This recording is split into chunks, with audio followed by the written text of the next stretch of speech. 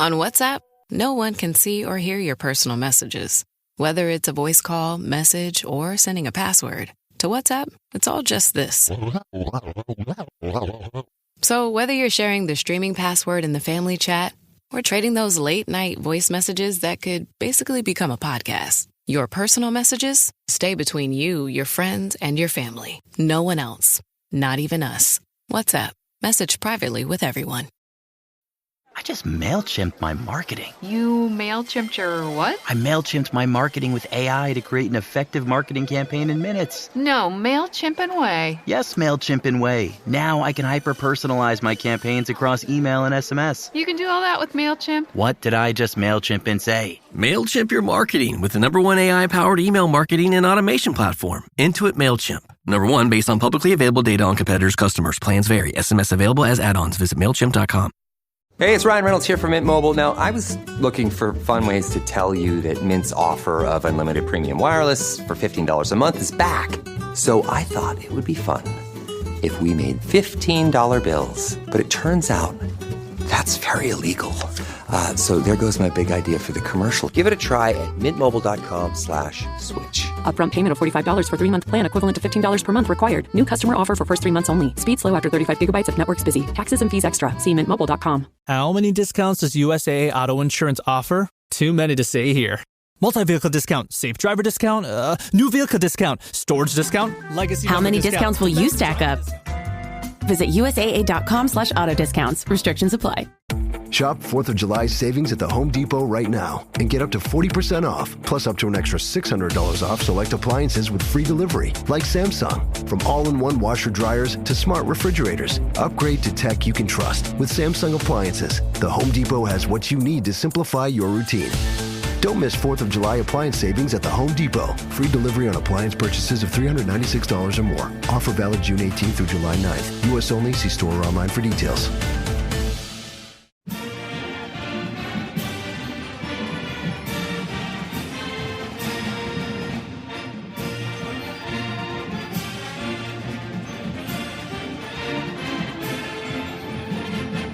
Hey there, Duke fans. Welcome to episode 738 of the Duke Basketball Roundup. We are back after the 4th of July weekend. Donald Wine, I'm your host for this episode. The crown that is not above my head is me, the aura, the glow that is me after seeing Beyonce on July 4th. Jason Evans is with me. Jason, how was your 4th of July weekend? It was very nice. Like I said, I went to the Sandy Springs fireworks show. It was a pretty good fireworks show near my house. With my son, my wife, my son's girlfriend, my buddy who's running for city council. We had a great time. It was a very nice evening, huge crowds, and we left the crowds to watch the fireworks show, which allowed us to make a quick, easy escape. I don't know why people go be in the middle of a huge place, because fireworks are so far high up in the air that you can easily watch them from, if not afar, from a suitable distance so that you can make your fast run away. I told you in the last episode that I normally you watch from your house, from my from the roof of my apartment. I didn't need to do that. I could watch from the roof of Northwest Stadium and see all of the fireworks popping off around the DMV area while I was watching Beyonce. So that was a very cool backdrop. But I will say, as far as fireworks are concerned, Jason, I'm sure you've seen this. For people out there, look up San Diego 2012. Oh my God. It is the greatest fireworks show of all time. It was an accident. It's where they had a 35-minute show worth of fireworks that all went off at once. And it's very Independence Day movie like Roland Emmerich. It just looks like a huge light in the sky. Yeah, you can't see any color. It's just boom. Yeah, it's hilarious. It cracks me up every time around the 4th of July when those videos come out, because I really enjoyed it when it came out, and every year it never fails to give me a nice little laugh. But again, San Diego 2012, the greatest fireworks show of all time. Shout out to you. All right. We have a few things we want to talk about. On the first half of this episode, we're going to talk about some news that we've gotten over the last few days. And then after the break, as we promised last week, we are going to give you the first part of the results from our basketball fan survey that we have collected from you over the last month or so. Again, thank you so much to everybody who has contributed to that. We will talk about some of those answers and get into a bit of a back and forth, Jason and I, about what you all discussed, or at least what you all gave us your opinions on after the break. But first, let's start in the area of men's basketball. We're not necessarily talking Duke basketball, but it is Duke adjacent because one of the members of the Brotherhood that was a part of the Duke basketball staff has departed the staff. Justin Robinson, friend of the podcast, he is no longer with Duke. He has left to head to the Los Angeles Lakers, where he will be their player development coach, serving under a member of the Brotherhood and JJ Redick. But I think also a fantastic move for a guy who we really enjoy, who we think has a great career ahead of him, not just in player development, but really in the world of coaching and in the front office. Justin Robinson has those connections both via his dad, via Duke, via his experience, but I think also just an incredible mind, an incredible talent. And when it comes to player development, he did so well for us at Duke that the LA Lakers said, we need you over here. And Jason, they absolutely need him. Yeah, I'm bummed, of course, to see J-Rob leave. And, there was a lot of talk when Duke hired Tyler Thornton, Evan Bads. We brought in some new coaches lately, and there were people who were like, well, wait a second, wasn't J-Rob kind of in line for promotion? I think that maybe Duke knew that Justin was looking at the NBA. They may have even known that he was going to be getting this job with the Lakers. And as a result, you saw these other people sort of, I don't want to say skip ahead of him because they are incredibly qualified. They're ahead of him because they are ahead of him, not because of any experience thing or anything not because of anything, to do with J-Rob. But yeah, the Lakers are getting a really good coach. And you briefly mentioned this. I think this is worth highlighting.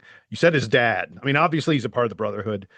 Obviously that's his connection to JJ Redick and to front offices all over the NBA that are full of Duke people. But we shouldn't forget that his father's David Robinson. David Robinson played for the Spurs his entire career, was coached by Greg Popovich, who is one of the great coaching minds in basketball history. And Justin Robinson, to some extent, grew up learning, or at least talking to and being a part of those Spurs teams that had Popovich as their head coach. And Popovich's former assistants and front office people are all over the NBA now. So and WNBA. It makes a lot of sense that J-Rob is going to the NBA. I think this is the beginning of a very long career. He will be player personnel for the Lakers. I'm sure that in a few years, he'll find himself as an assistant coach. And I won't be even mildly surprised somewhere down the line when Justin Robinson finds himself running a professional basketball team. It's funny, right? Because when you're in that player development, player personnel role, you have two paths. You can go the path of coaching, or you can continue up the front office into being like a general manager and kind of doing that sort of thing. And I think that's a great thing is I don't necessarily know that he may want to coach. It may be something that we think is in his future, but this move tells me that there are still two paths for him and he can figure out in the NBA, which is a great way to find yourself, to figure out which way that path could go. And again, with the LA Lakers, yeah, sure, he may not be the head coach of the LA Lakers anytime soon, but he could move his way into the front office as well. And I think that's it's a great situation for him. We're really, really happy for him. But as you said, we have the bittersweet feeling of him leaving Duke, where he has been a big presence and a big reason why we've had the success we've had the last few years. And last thing on this very quickly, this does, in all likelihood, open up a spot on the Duke staff for a player personnel director, development kind of person, which typically is a little bit of a more junior position. It'll be very interesting to see, it's not a position that has to be filled. I don't know for sure that this is something that John Shire is going to do in terms of filling that position, but he very easily could, and it'll be interesting to see who he grabs, who he wants to put into that role. Yeah, I think in the near term, I'm sure some of the guys on the existing staff, as it remains, will kind of split up some of those duties until either John identifies somebody or, again, they kind of say this is the system we want to roll with for now. But I think, again, for J-Rob, a great move for him. He leaves Duke in great hands, and we really appreciate his efforts for the team. We love the fact that he's kind of being promoted to the NBA in this role that he has. So congratulations to him. Jason, let's move on to the women's side of hoops. And I want to go to the FIBA Women's AmeriCup because Team USA wins gold, led by, of course, our coach, Kara Lawson. Kara Lawson coaching this team to an undefeated record. They defeat Brazil in the final to claim gold. And Jason, when you look at this team, I think it's interesting that Kara Lawson coached a team full of players that she will likely have either seen already or will see this season. Flau'jae Johnson from LSU. We play LSU this year. Hannah Hidalgo is still at Notre Dame. We play Notre Dame, of course, this year. Olivia Miles was at Notre Dame. She transferred to TCU. Madison Booker at Texas. Gianna Deepkins at UCLA and Joyce Edwards at South Carolina, all on this team, all on teams in college that Kara will see or has seen at this year as a head coach. I will also say they defeated the Dominican Republic in the quarterfinals. They defeated Canada in the semis, and I mentioned they defeated Brazil in the gold medal match. The U.S., far and away the youngest team in this entire tournament. They are the only team that did not utilize any professional players. Brazil had Camila Cardoso, who plays for the Chicago Sky, and Damiris Dantas, who plays for the Indiana Fever.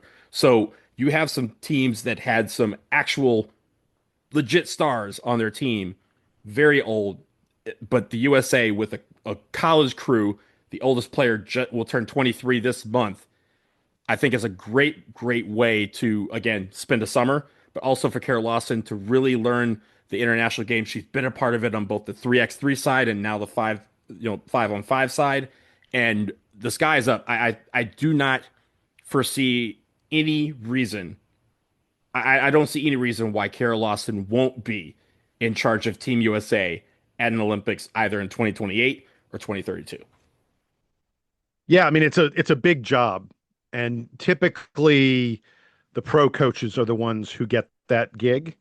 And I don't know that Kara, if she'll, be able to sort of leapfrog over some pro candidates for that job. But she's now, won the USA a gold in the 3-on-3. And she's now won the FIBA AmeriCup, which is, a big deal. And yeah, I agree with you. I think that she could easily be in line for if not head coach, one of the very, very prominent assistants, maybe on the next U.S. women's team at the Olympics, at the 28 Olympics. We'll have to see. She's certainly someone moving up the ranks, so to speak, of USA basketball. And she was on the bench as an assistant coach in 2008. Yeah, in 2000 and 2024 on the 5v5 side. She was she was like a third or fourth assistant, but she was on the bench for that team, as you mentioned, in 2016 or 2020. She was the coach of the 3x3 team that claimed gold. So she's in the system. Clearly, they're giving her this responsibility, and she's taking it to new heights. And hopefully, this bodes well, not just for Duke, but also for Team USA on the women's side to see a lot more of Kara Lawson involved with that. The last thing we have as far as news on this side of this episode, Nick Hamidia, of course, was in the U19 World Cup. Jason, I know you have an update on him. They finished up. They claimed gold. But talk about how Nick Hamidia finished up.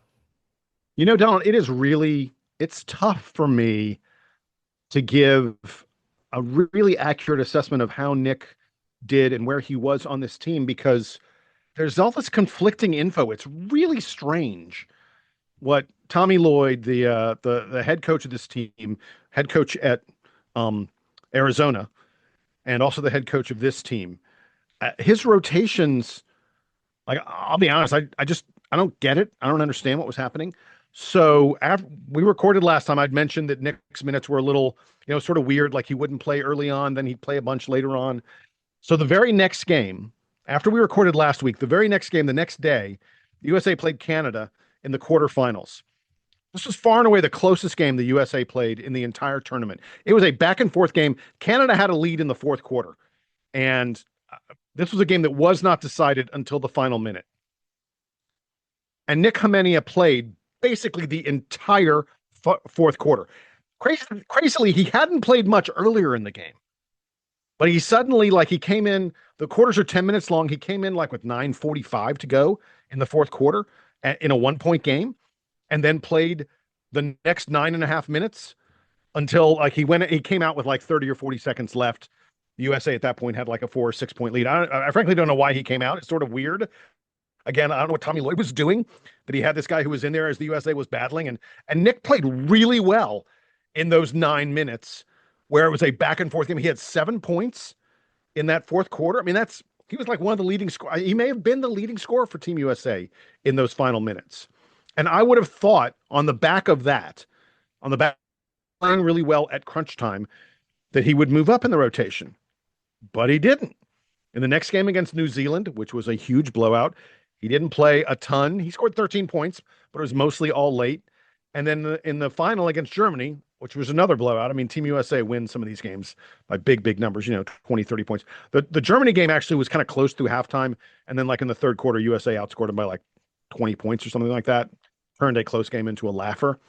But again, Nick didn't play a lot in the first half. So I'm not sure what to make of his full experience here. His numbers, his stats look good. He hit, almost 45% of his 3-pointers. He averaged close to 10 points per game. He had a pretty nice number of assists. He was getting steals and playing good on defense. He was someone who, if you watched the games completely beyond his statistics, if you watched what he was doing, he was a connector. The ball would get to him and he would find guys in good spots. And when he wasn't being a connector, he was in the corner being a dangerous threat from the corner to shoot 3-pointers. And I can see those things translating really well to a role at Duke. But again, like I guess he was like 8th, 9th in the rotation. He's pretty far back. It's strange. I don't really get it. It's weird on these all-star teams. Sometimes, guys fit that shouldn't fit and guys don't fit who should. You can't really, it's very bizarre. I will point out that I just want to mention, I've mentioned this to people who've been, who asked me a little bit about Team USA. The guy who was probably most impressive, AJ Dibansa was great. I think the guy who was the most impressive player for Team USA was Mikal Brown Jr., who's headed to Louisville. And he's going to be a handful. He averaged almost 16 points per game, more than 6 assists per game. He hit almost 48% of his threes. I mean, damn, he was really, really good. He's going to be Louisville's point guard this year. And he is very much going to give Cam Boozer a real run for his money in the ACC Player of the Year race. Mikal Brown was like, whenever the USA needed a bucket, Mikal Brown was the guy getting the bucket. As good as AJ Dibansa is supposed to be, Mikal Brown looked every bit as good. Yeah, you had mentioned on the last pod how well he was doing it. I think I saw an image of him posterizing or about to posterize some poor soul. I don't remember who it was. So it's an amazing image, and his head is at the rim. And This is not a guy who's like 6'8" or anything like that. This is a point guard. In fact, I think he's 6'2", I think. But the remarkable thing is even though it's an incredible image, he missed that dunk. Like he clanged off the back rim. But it is a hell of an image. Is the image where he was staring down at the earth, and at least at that picture perfect moment, all of his glory was perfect. But I think going back to Nick, right? And you mentioned some of the stats. Zino on Twitter had listed some of the stats for Nick Kaminia throughout this U19 World Cup. You mentioned 9.7 points per game, 48% from the floor, 44% from three, 79% from the line, and 1.3 steals per game. I think the funny thing is I like that he got this experience where it was kind of helter-skelter with the time that he got on the floor and when he got that time. Because as we saw last year, it's not always going to be, okay, these 5 are going to start, and then this guy will get 20 minutes, and this guy will get 10, and they will all come in at, the same times every single game. That part is always up in the air. It's always about what the game brings you, whether it's foul trouble, whether it's the opponent, or what have you. And if you look at, like, Isaiah Evans, right, he just started out the year, he didn't play a lot of these games. And then all of a sudden against Auburn, he played the first half, had a, absolute dynamite first half. And then the next game he played a lot, but then in the second half he was gone. Or you'd see him in the first half but not the second. Or you'd see him play 20 minutes throughout the game and it was evenly spaced. It didn't all line up when you looked at him individually. And I think, again, there's a lot of reasons for that. But I think Herminia getting that experience means that he will be prepared to be ready to play whenever his number is called, whether he starts the game, whether he comes off the bench, whether he's playing 10 minutes, the last 10 minutes of the ball game, or whether he's, absent for the first, 15 minutes of this ball game. Like, you have to be ready to play whenever your number is called. And I think on a team of stars, for him to shine even during some of those flashes, I think is a great thing for him to bring back to Duke. And, he's not going to be scared in these practices where they're going up against each other. He's going to be able to go after guys. And again, maybe use that experience to figure out what his role with this Duke team will be and how they can utilize the best of his talents. Hey, I've got one other super, super quick thing. I'm not going to get into a lot of detail on this, but I know someone who was at a Duke basketball camp recently and got a chance to watch the team scrimmaging a little bit. Not scrimmaging, practicing. He specifically said they did not scrimmage. They only had 9 healthy bodies because Cameron Sheffield wasn't there. My source didn't know why he wasn't there. I don't think it's anything serious. Pat Ngongba was there, was not wearing a boot.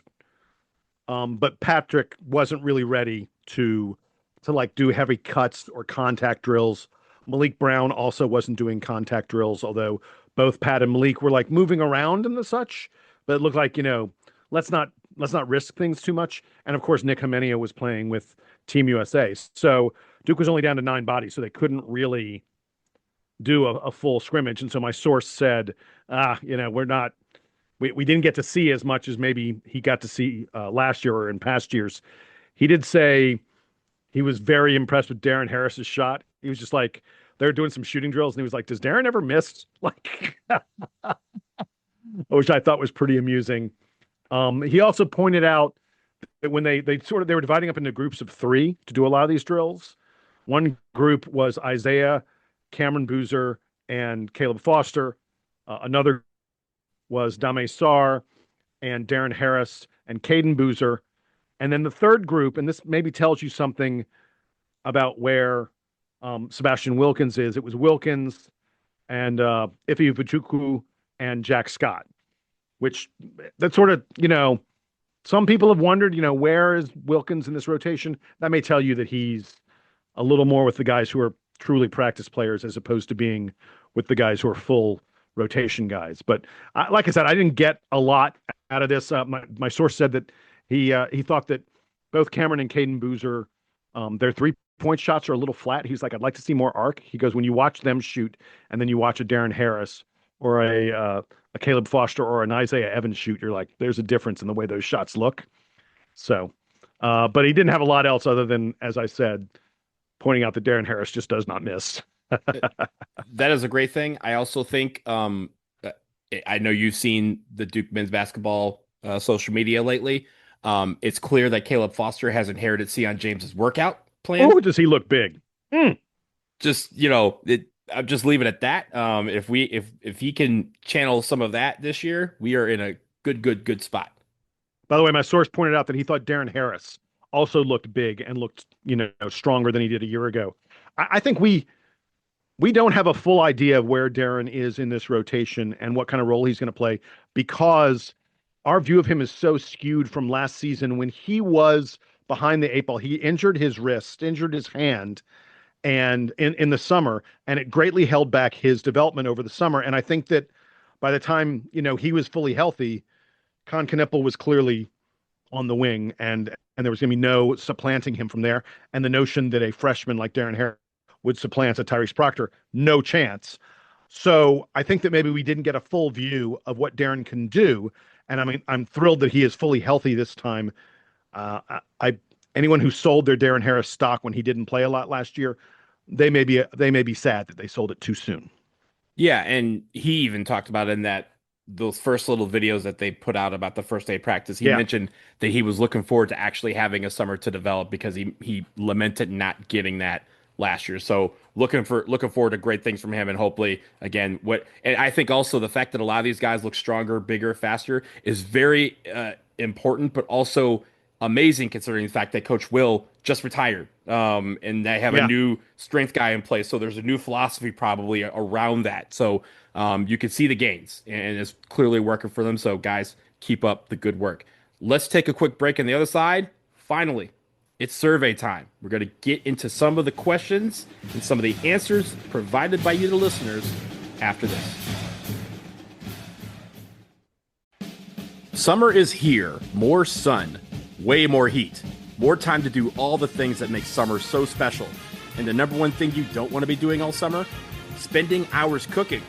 That's where Factor can help. Factor's chef-crafted, dietitian-approved, and delicious meals are ready in just 2 minutes, taking the hassle out of eating well. Boy, that's right, Donald. Not only are they quick to heat up, you have a lot of options. You're not stuck with the same leftovers for the entire week. With 45 weekly menu options, you can pick gourmet meals that fit your goals. And if you're someone who does meal prep for the week, Factor's variety of options means you can have something different every single day, and you don't have to cook. Now you can get outside and enjoy some time with your loved ones. So get started at factormeals.com/DukeBB50 off. Use that code DukeBB50 off to get 50% off, plus free shipping on your first box. Again, that's factormeals.com/DukeBB50 off for 50% off, plus free shipping.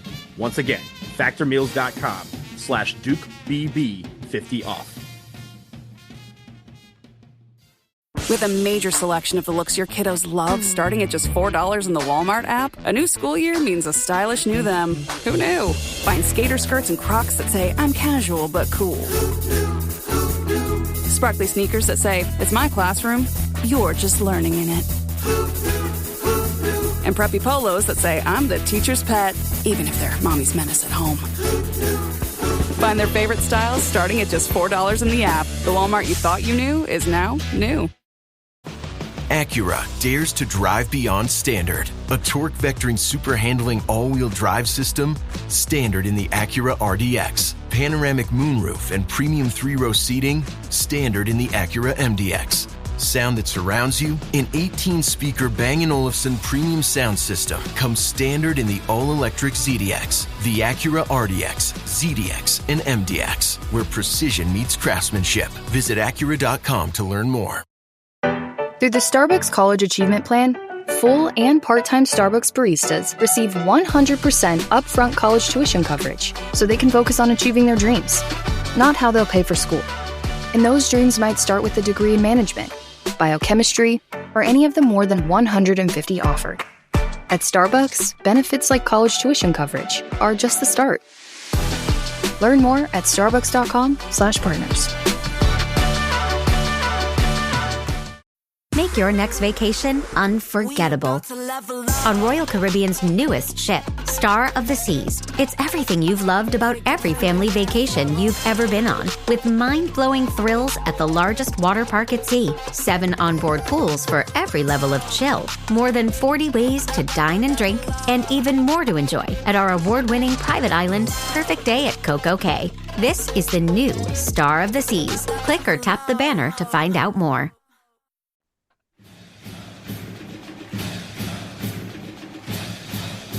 All right, we are back and we are done with the basketball news and the updates. And now we're getting into this survey that we put out, a little bit over a month ago, that Jason crafted most of the questions. And then we have been asking you, the listeners, to respond to them. And respond you did. When we locked down the survey this morning, there were over 1,300 responses. So we thank each and every one of you who was able to fill this out and provide us your feedback to some of these questions. Now, how Jason and I are going to do this is because there's a ton of questions and a lot to kind of digest from these answers. So we're breaking this up into a few episodes. So today, we are going to talk about basically the Duke fandom. What made you a Duke fan? When did you become a Duke fan? How many games a year you see? And then we'll get into your favorite teams, your favorite player, and your favorite NBA player. So Jason has reviewed some of these. We're going to have some back and forth about these things. And also we'll provide our answers to some of these questions, because I know you guys have not heard what we would say to some of these things as we go along. So, Jason, we're going to start obviously with the first question, which is, when did you become a Duke fan? And naturally, the majority of people, 33.5%, said that they became a Duke fan when they got to college. And whether it's because they went to Duke or they became a Duke fan when they were in their college years, that is where at least most people who responded became the Duke fan. Jason, I fall into what was number 2, which is middle and high school. I basically became when Shea Battier went there. Of course, he's a friend of mine, so and a friend of the pod. And so when he went to Duke, I started following Duke a little bit more and became a fan because of the fact that he was on this team. And a lot of people have answers similar to that of guys that they may have followed during college or followed at a particular poignant moment in their sporting life that caused them to get into Duke. But 29% said middle and high school. 26.4% of you are the best people, people who are in it since birth. And as an adult, which was the final answer, is 11.1%. Jason, I know your fandom was a little bit earlier than mine, but you also have you've talked about your unique growing up of kind of being in a family that was kind of split between UNC and Duke. To tell people. Yeah. So I would have answered this the way the majority of you did, way 33.5% did, saying that I became a Duke fan when I went to college because I grew up a Carolina fan. Everyone in my family was a Carolina fan, and I didn't become a Dookie until I got into Duke. I think it's really interesting, Donald. One of the things that fascinates me about this result is it's close to evenly divided among people, college, high school, and folks who've been Duke fans since birth. Only about 10%, it's 11%, but 90% of Duke fans became Duke fans fairly early in life before they became adults.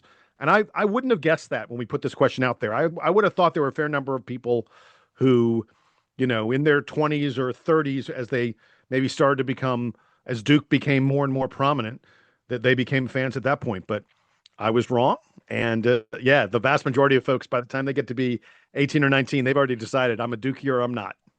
And the one question, we didn't do any of the personal identifiable data type of ones, like your age or where you're from, things like that, which where we could have, but I think in some of these answers that we'll get into, I think a lot of the answers kind of tell us, what era of Duke basketball that you kind of entered at, whether it's, before the national championships in the heat of the 90s and 2000s, or, again, a little bit later with the years of 2015 and the Zion years.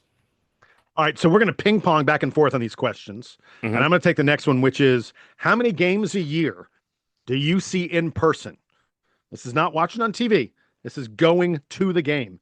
And I think the answers here was amazing to me. So first of all, 40% of Duke fans, 40.7, 40% of Duke fans say, I don't get to see any games every year in person. I think that's really unfortunate. It's very sad. 36% say they only see one game a year. So we're talking 3/4 of Duke fans only get to see the team in person once a year. I thought that was just amazing.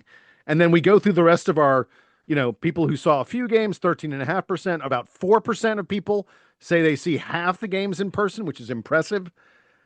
And then you get all the way down to, at 2.2%, we have people who say they see every single game, home game, road game, ACC tournament, NCAA tournament. 2.2%. I am very impressed. We have that many fans that are getting to every single Duke game. I got to know, how are you getting tickets to like the Carolina game and some of these other places where it's hard to get a ticket, man? Well, I'm sure there are season ticket holders, right? But also, again, the road games is what gets me is, we play all over the place. And I think, Jason, this kind of goes to accessibility. As you mentioned, the fact that, almost 80% of our responses were people who maybe see one game a year. Yeah. And it's probably, hey, this game is closest to me. They're like, Duke is at the Garden. I live in the Northeast, so I can go. Or Duke happens to play in the West Coast. There's some years like that for me where I see them play Georgia Tech, and that's about it. Georgia Tech or Clemson. Right. Yeah. And in recent years, I'm getting to a lot more, but for a long time, I was like a one game a year guy. Well, I think for us, right, the correct answer is we try to get to at least one. It may be one. It may be four. Last year I think I did 3. Or I'm sorry, 2 or 3. But it's one of those things where you feel like you try to get to as many as you can. If it's one, that's great, especially for people who don't live in or around Durham and can't get a season ticket or can't regularly go to Durham and try to get tickets to games where most of them are. A lot of people are relying on Duke to kind of come to them for them to get that opportunity, which is why when you see, in Boston, you see, 80% Duke fans. It's because, hey, it's the one time every other year that they get up there. So all the people in the Northeast are like, let's go. And I think that's a great thing too. But it also goes to, you can kind of see Duke thinking of that in terms, because look at where we're playing just next year, right? We're playing in Chicago. All over the place. We're playing all over the place. And that's not to talk about the NCAA tournament, which we hope will be close to home, but we could be anywhere. And I think that is that's the fun thing about it is Duke is everywhere. So wherever Duke goes, they have a good crowd because there's always people who want to see them for the first time. My answer, by the way, was a few, but I came real close to answering 25%. Because last year I came real close. I saw 7 games. I got to the ACC tournament. Yeah. So I saw 7 games last year. So I came real close to 25%, but I was probably 1 game short of that. So I went with a few. Yeah, I was at a few. A few was 3. I'm pretty sure I was at 3. So that's a good thing. Okay. How many games do you see either in person or watch on TV? So we're grouping in the TV people now. Of course, we are the Duke Basketball Roundup, but a lot of our listeners listen loyally because 62.7% of them, Jason, watch every game, whether it's in person, whether it's on TV. Again, if you add the people who skip maybe a few games, you're at almost 90%. Actually, you're at 90%, 91% exactly. So the vast majority of our listeners are listening or watching or attending almost every game that Duke plays. Of course, that makes sense. When you get get our headlines, you don't get them from people who don't watch the game. You get them from people who do, and we get a lot of emails every single time. Yeah, no, I was. I guess I shouldn't have been surprised by it, but I was struck by how many people were like, "Look, I see all the games, or I miss like maybe 1 or 2 of them." It's just overwhelming. I guess anyone who takes the time to listen to you and me talk about Duke basketball probably watches a lot of the games. But, and I think also the skip part, right? It says our answer was only skip a few games. I don't think anyone skips the games that they miss. I think there is like a scheduling conflict that precludes them from watching the game. So a lot of our people are like, yeah, I had this thing I had to attend. I couldn't get out of it. I couldn't watch it on my phone. I was in whatever. So, or like you, sometimes you're like, hey, I got to watch this game on delay because I'm screening a movie. I've been at soccer games at the same time as basketball games. And sometimes I'm like, hey, I'll just, we're watching all the games, but it may not be live that we're watching. Yeah. Oh, and live is not necessarily a component of this. I watch probably a solid third of the games I'll watch on tape delay, partially because I enjoy doing that because I can skip the damn commercials then. Right. I do want to shout out, though, 2.2% of people said, I care about the team, but I rarely watch them on TV. And at first you may think, that's kind of weird. But then think about this. We have a fair percentage of people who listen to this podcast who live in foreign countries. If you're, depending on your ability to access a satellite signal and stuff like that, it can be really hard to watch many Duke basketball games if you're overseas somewhere. So shout out to the 2.2%. Listen to the DBR podcast, but rarely watch Duke basketball games. That actually is a truly dedicated fan. And, you mentioned the access that they may have overseas or lack thereof. Also the time zones. How many emails did we get from people in Asia who are like, yeah, we're watching at work because it's, the game is at 7 a.m. and I just came into work early because they have the strongest internet that we can use to, put the game on my computer. Again, people, the fact that you go to these kind of links to watch this team play, you ain't gotta explain yourself to me, Jason, and nobody else. You are 100% committed to this game. So we really appreciate it. All right, we're moving on to the next question. This is the first one where we're in addition to the answer, we got, extra answers from people, comments from people, and this is just some great stuff. Your all-time favorite Duke team. Oh my goodness. The winner, the most popular all-time favorite Duke team is, drum roll please, 1992 back-to-back national titles. 22.7% of you said that the 1992 team is your all-time favorite Duke team. I mean, they won 2 natties. It's not that surprising. Coming in second place at 16.9 at almost 17%, Shane Battier, Carlos Boozer, Jay Will, and all those guys, Mike Dunleavy, on and on. The 2001 team that won that national title that had so many amazing games along the way. I will not be mentioning Return to Glory at this moment. But that team came in second. That team came. By the way, someone mentioned that. Someone in their comments, like, "Oh, what's your favorite team?" And they were like, "A team that provided me with a return to glory." I was like, "Oh God, please don't remind me." Anyway, so that's your second place team. In third place, 1991, the first Duke team to win it all, 11.6% of you. And so if you combine 91 and 92, you got over a third of Duke fans that say their favorite team was those back-to-back champions, which I think is kind of interesting. After that, at 9.6%, 2015 national title team, maybe a little bit of recency bias there. No, the 2025 team was. Oh, I wrote 2015. I meant 2025 was at 9.6. I had a typo on my sheet. Yes, that's why I wrote recency bias. Mm-hmm. Yeah, the most recent Duke team comes in at 9.6%, which is really impressive, almost 10%. And then we get the 2010 national champs with Kyle Singler and John Shire and on and on. That team got nearly 8%. The 1986 Johnny Dawkins team, 8.5%. 1978 team that called Forever's team by John Feinstein, by the late great John Feinstein, comes in at 6%. And then both the 2015 and the 99 teams tied at just under 5%, sort of to round out the teams that got meaningful amount of support. Donald, who did you vote for and why? So I've always said this. 2001 is my favorite team of all time. It was my freshman year of college. Obviously, there's that link. Shane Battier, my favorite player, my friend, being on that team. And for him and that senior class who came in, they almost won it in 99 and missed out. So for them to kind of have that sweet moment to close out their career really means a lot. Jason, there was one of the quotes that people could kind of say why some of their teams were their favorite. And one of the quotes that stuck out to me about 2001 was this quote: "They won it all, so the season ended in celebrations. Criteria 1. Jay Will is my favorite player of all time and Battier's top 5. The big edge for 2001 over 1992 was TV coverage. I could watch nearly every 2001 game due to the expansion of cable sports, so I felt closer to the 2001 team." I thought that was very poignant because if you think about how much access has increased over the years, even from 2001 to today,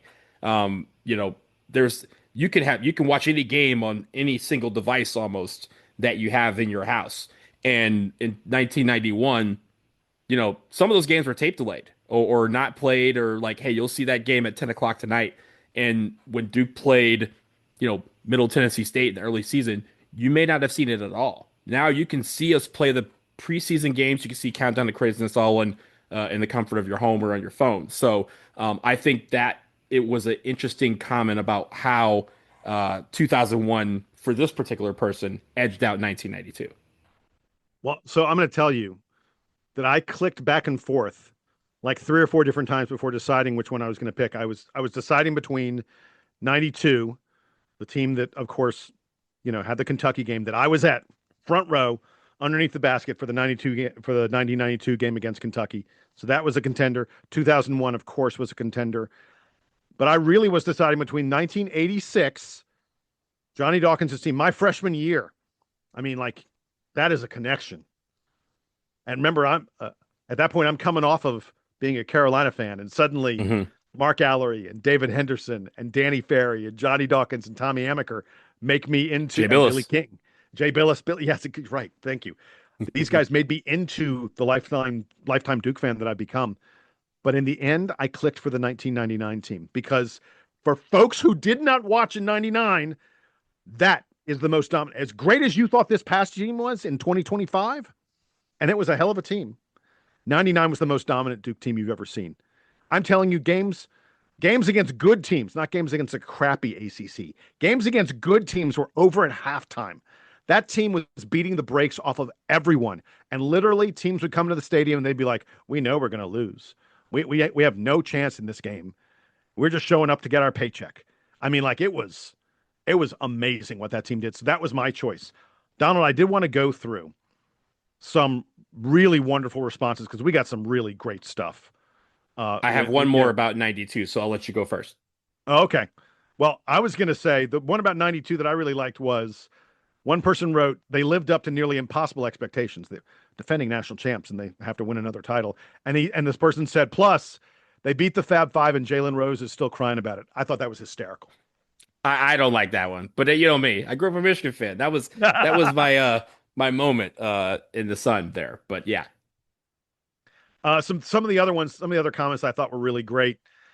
Someone mentioning the 24-25 team said, when your best player is your hardest worker, Cooper Flag, and your Robin, Con Knipple, is diving after loose balls when you're up 20 points in the second half, it's hard not to root for that team. I thought that was great. A really interesting comment. And then someone wrote about the 99 team that they loved Trajan Langdon. They were devastated when that team lost the title game. And this person said, my mom let me stay home from school the next day because I was so upset. Feeling sick, feeling ill, unable to get out of bed because the Duke team lost the game. Dude, I'm there with you. I get it. I'm pretty sure the next day I went into school, and of course our entire school was watching that national championship game because of Shane. I don't think we had tests or quizzes the next day, so thank you, Shane, for that. I guess you can take some solace from our loss in the fact that Detroit Country Day School was not open for normal business the next day because of it. Last comment on the favorite team. There's someone who wrote us a friggin' book in their response. And I really enjoyed it. This was someone who's writing about this past year, the 2025 team. And he had just an amazing answer. I want to read a little bit of this to all of you. He said that after the team lost to Houston, some of his friends asked him, because he'd recently, this Duke fan recently became a dad. And they said, in the wake of this Houston loss, do you feel like your becoming a dad, becoming a father has impacted your sports fandom? And he said, he had been up all night after the Houston game because his daughter, Margaret, was coughing because there was so much pollen in the spring air. And so being up all the time had allowed him to think way too much about the game. And he talked about the fact that fatherhood, being a parent, makes you hyper aware of the passage of time. He said, Margaret is 18 years old. And I see pictures of her. I come across an outfit or a toy from a year ago. And I'm saddened because it's passed by, it's gone. And he was like, what does all this mean about Duke fandom? And he said, well, this Duke team, this 2025 team, Cooper, Kahn, and the such, was really special. He said it's the best team since he became a fan, which tells you he hasn't been a fan for a long time, but that's okay. And he said, I tried to embrace every game this year because I know things go quickly. He said, but fatherhood has taught me to cling to things. And recognizing that this was literally the second best college basketball team in the past 30 years and they couldn't bring it home, it's so hard. But then he said, the next morning I took Margaret out for a morning walk. And one of the best parts of the walks is that she's now at a point where rather than facing me, she turns outward so she can see the world. But he said every so often on the walk, she'll turn her body around and smile at me. And then, she goes back to calling out to the dogs, the birds, and everything else she sees. But he said, when she smiles, I feel so much better. And he goes, this morning, she smiled. And even though I thought it was impossible, she made me not think about Tyrese Proctor missing the front end of a 1-and-1. And he said that perspective is helping me to get over the loss by my favorite team. I just thought that was a beautiful comment and really enjoyed it, and indicative of the quality fans we have on this podcast. They would come up with something as special as that to reflect on their favorite Duke team of all time. I needed that the day after the game. I'll say that I had my sorrows by doing minor league baseball and soccer. So, that was my solace for that game. Jason, I had a couple more comments about the 92 team that I saw one was very funny. That one was the reason why they picked 92, quote, that team felt bigger than the Beatles, end quote. And it was, right? I mean, even back then I kind of knew that.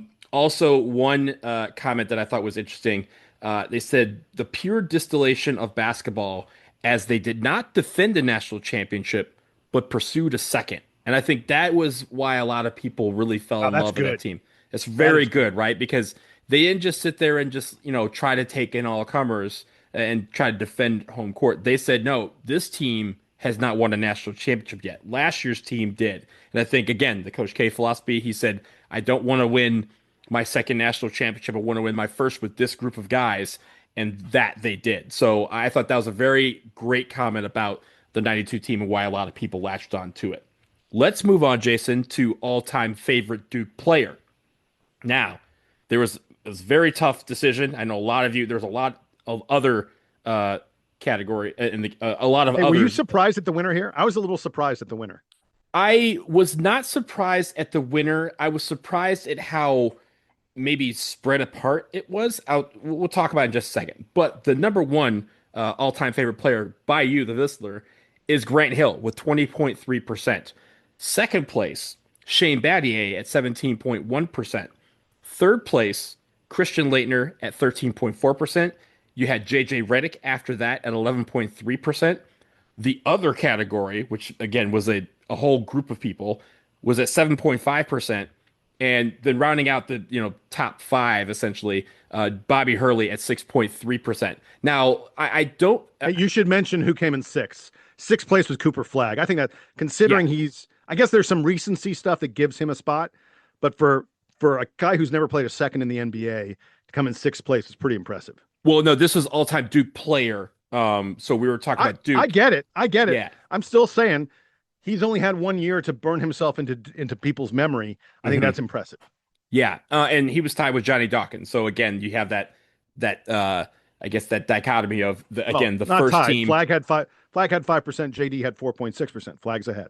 It's close. Oh well, yeah. Again, we some of these I calculated before we closed the survey. So sorry. I got the most up to date numbers, man. Yeah.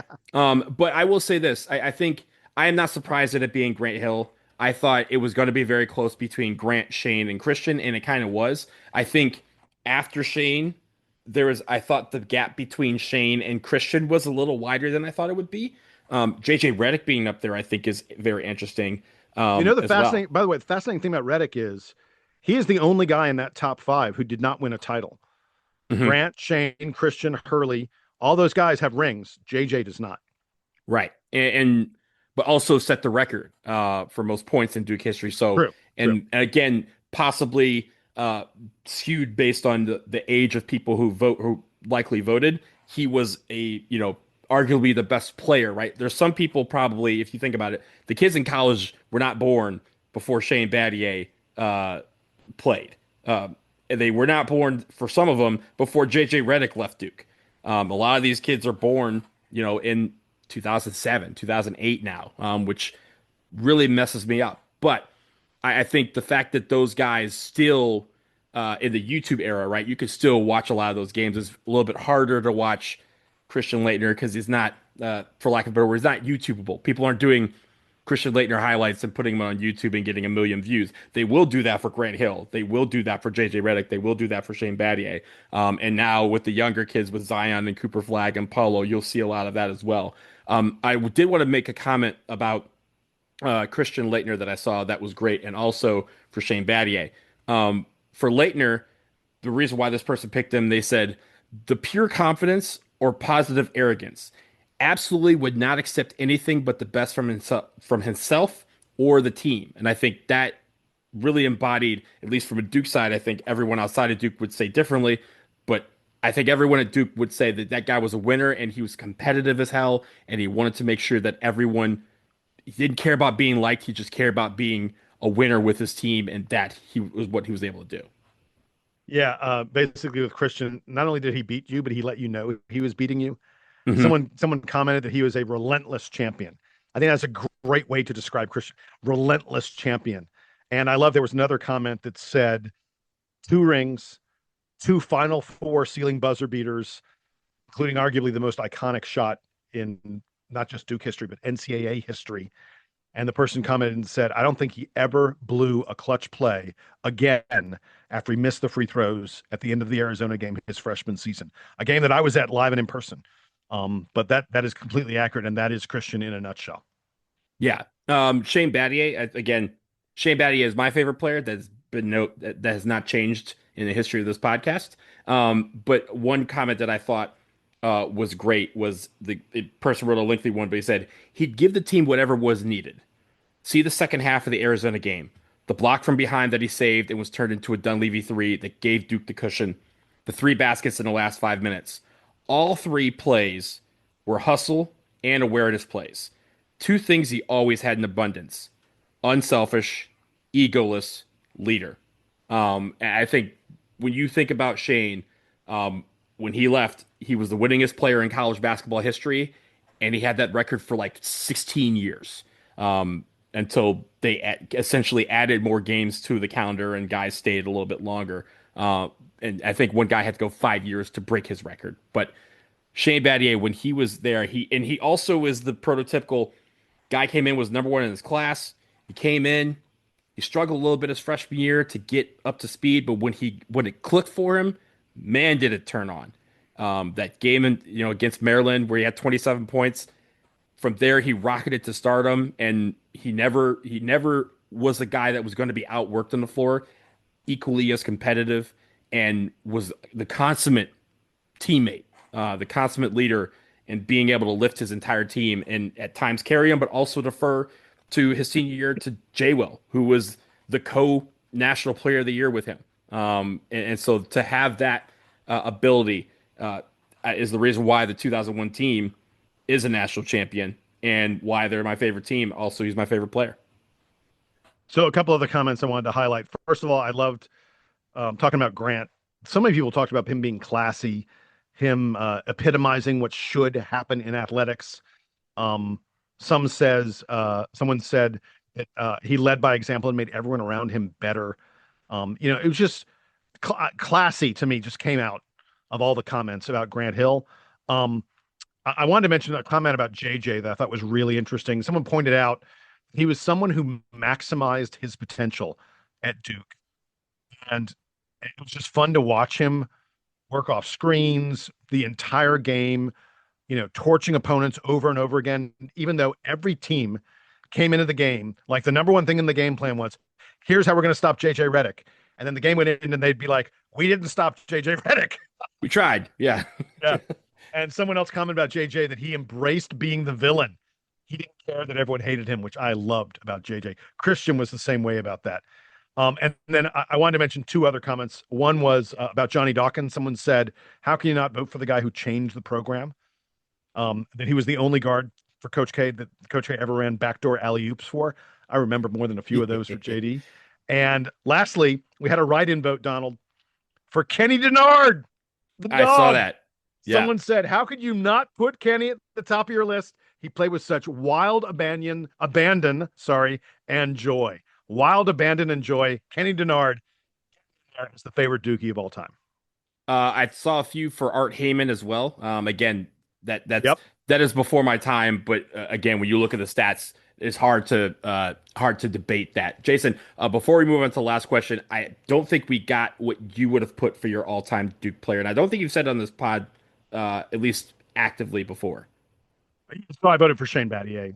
There are a lot of guys that you could.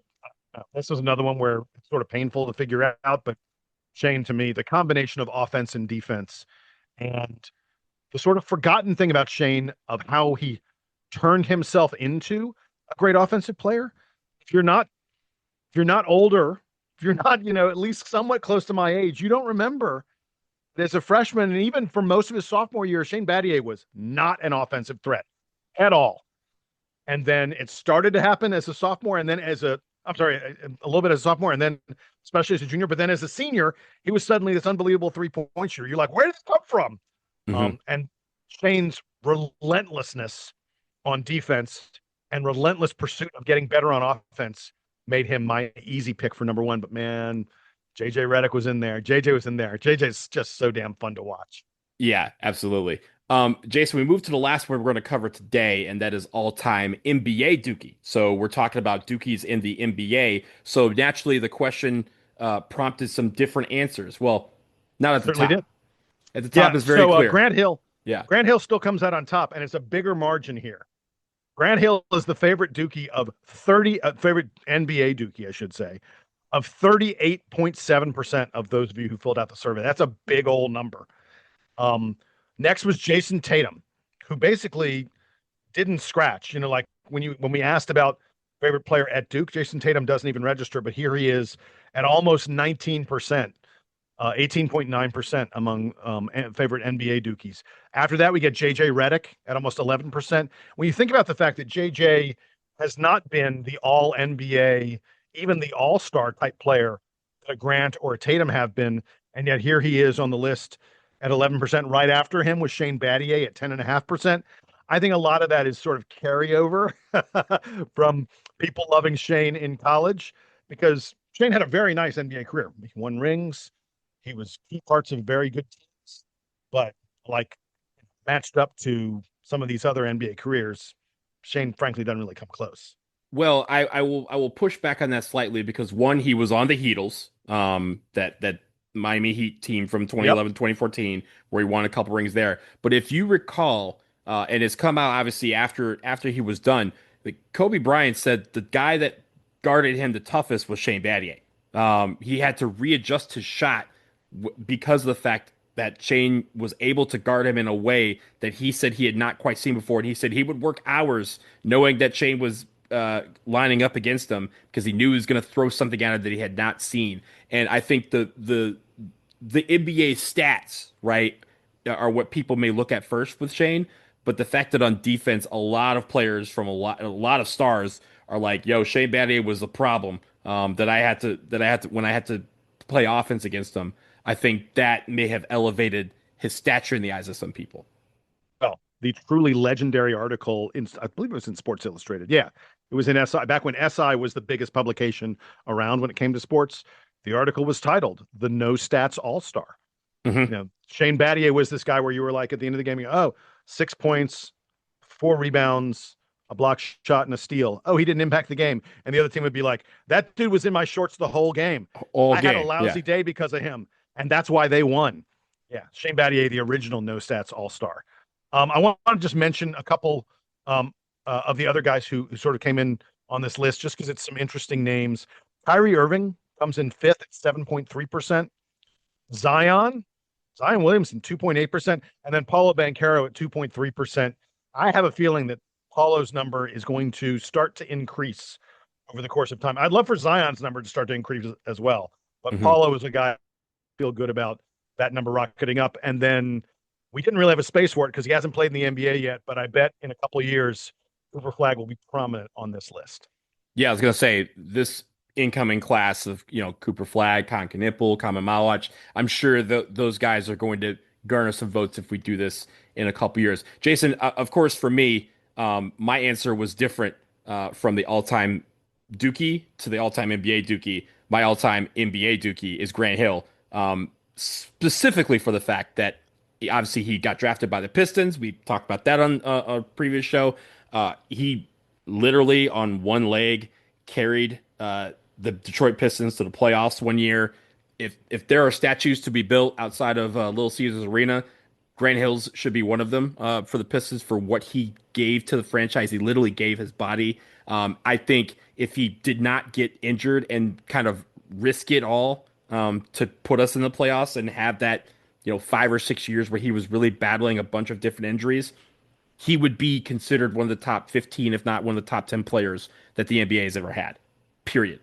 He was that good. And I think the issue with his injury tenure is that it came in the early 2000s where the popularity of the game, started to continue, kind of exploded in the aftermath of Jordan retiring. It still kind of went up and you still had these stars that kind of move in to take his place. And he was supposed to be one of them, but he wasn't. But in the mid 90s, man, he was a problem when he got drafted by the Pistons. Him, Jason Kidd split the Rookie of the Year, and from there he was All-Star every single year. He was in Sprite commercials. He married Tamia. Like he was the guy.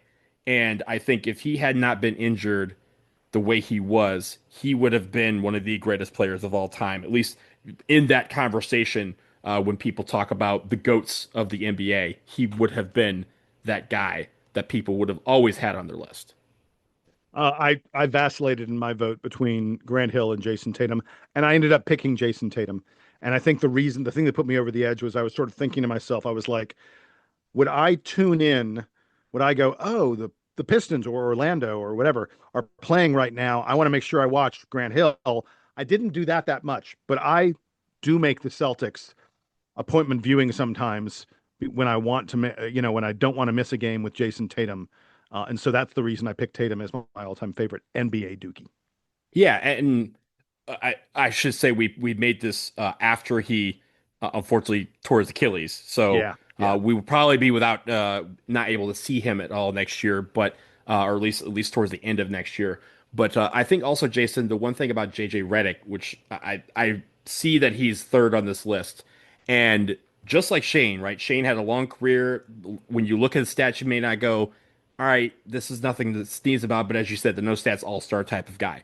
JJ Redick, his consistency and always being on a team that made the playoffs. I think it was all but 1 year he was on a team that went to the playoffs. I don't think he went to the finals, but he was in the playoffs every single year. So you got to, and he was usually a big part of the offense of those. Not necessarily driving a lane and doing that, but like hitting threes, knocking down free throws. Again, being decent on defense, having that cerebral mind. Also, I will say probably in this world day and age, we are on a podcast. The fact that he had one of the best sports podcasts before he entered the coaching ranks, that's nothing to sneeze about. Be able to get into that mind and understand what he was thinking, even while he was playing, you got to get a lot of JJ Redick consumption, and I think that's probably what elevated him up this list as well. Again, simply for the fact that he was great on a bunch of teams that every time the calendar hit April, May, JJ Redick was still playing. He was one of just a few Dukies that were in the playoffs deep into May. So you got to see a lot of him play. You got to see a lot of fans got to see why he is one of the great players in Duke history. Yeah, I got nothing to add to that, man. We've been on here for a while. Special players. This has been fun. I can't wait to reveal some more of the results of this survey, as we hear more and more from the fans. Yeah, and as I said, later this week, we'll record another episode. We're going to get into some of the other aspects of this survey, and then we will round out the NIL discussion. I think is a big one. We're going to save that maybe for the weekend or next week, but that will be the last of the survey results. But that will do it for this episode. Great episode. If we get some news, we'll weave it into the next one as well. But for Jason, I'm Donald. This has been the Duke Basketball Roundup, and now it is time for the Duke Band to play us out and take us home.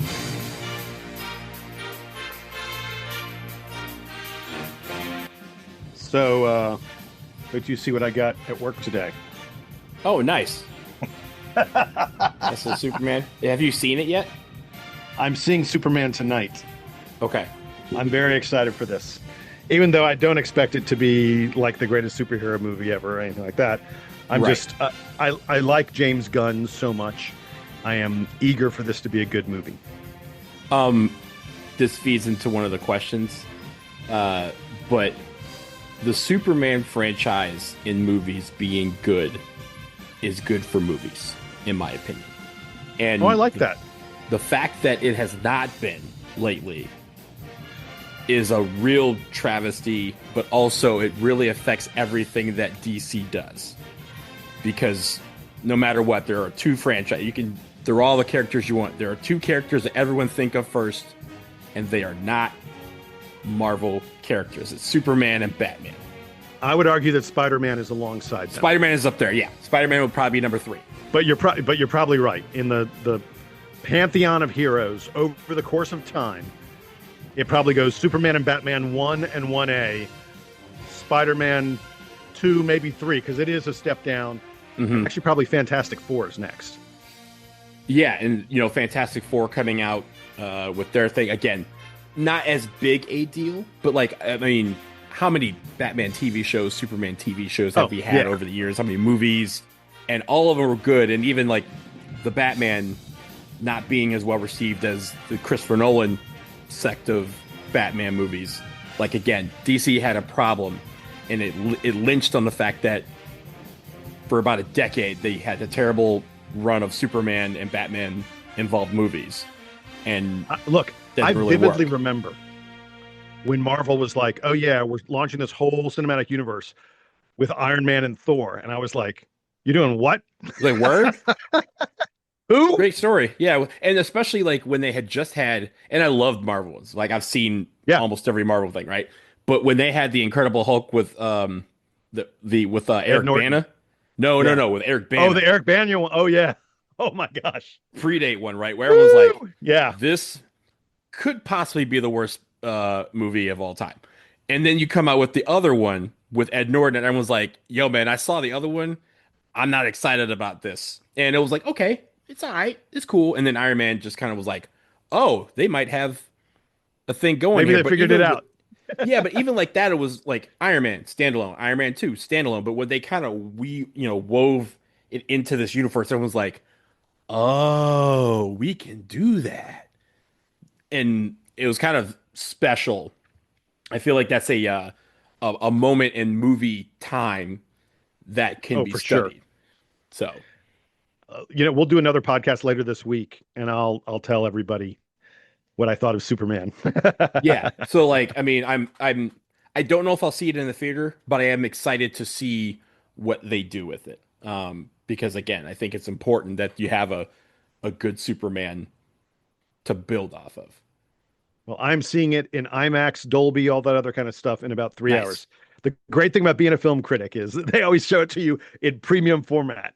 Well, I a couple weeks ago, I got an early screener of F1, and I saw that IMAX, which was a lot of fun. Yeah, that movie it's just unbelievable visual experience. Yeah. Story is kind of like, okay.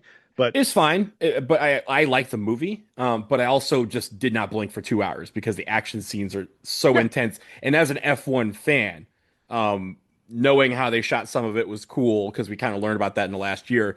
But just like, even though you know that there's going to be some sort of ending, right? Probably happy. The last part of it, you're just like, I think I gripped onto my chair and you could see the whites of my knuckles because I was just so tense as to whether or not he will make it to the finish line.